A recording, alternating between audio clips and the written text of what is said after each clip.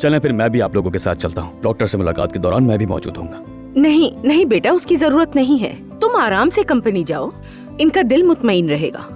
मेरी सबसे बड़ी ख्वाहिश पूरी हुई है। पता है अगर बाबा ये सुनेंगे तो कहेंगे मेरे बेटे ने तो सारी सुस्तियों को खुदा हाफिज कह दिया। बस यही तो बात है सोया। जबरदस्त। यार इस पर हैंडल करना बहुत मुश्किल था। कितना दिमाग खपाया है। देखो तैयार हो गई, चलो अब चलते हैं। देखो मैंने बहुत सोचा है, मैं हद से निकल गया था, मगर सब कुछ तुम्हारी चाहत में किया। कुरियर वाले को कहिएगा ये बॉक्स उनके हाथों में ही दे, ठीक है? आप फिक्र ना करें उमर साहब। मैं क्या करूं समझ नहीं आता। सब लोग यही समझते हैं कि मैं फजूल वहम और फिक्र कर रही हूँ। वो नहीं जानते कि अगर नाइला साहिबा ने मुझे नौकरी से निकाल दिया, घर से निकाल दिया, तो फिर ओजान मेरा क्या होगा? मेरी ख्वाहिश कभी भी ये नहीं हो सकती कि तुम मुझसे दूर जाओ जुमाना।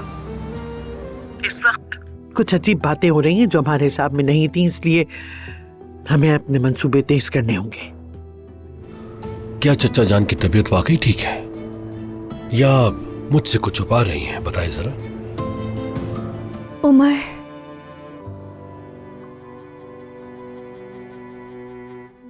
बाबा में ट्यूमर डायग्नोस हुआ है।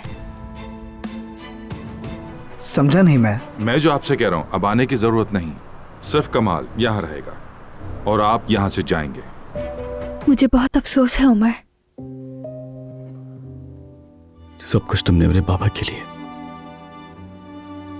और मेरे खानदान के लिए बर्दाश्त किया।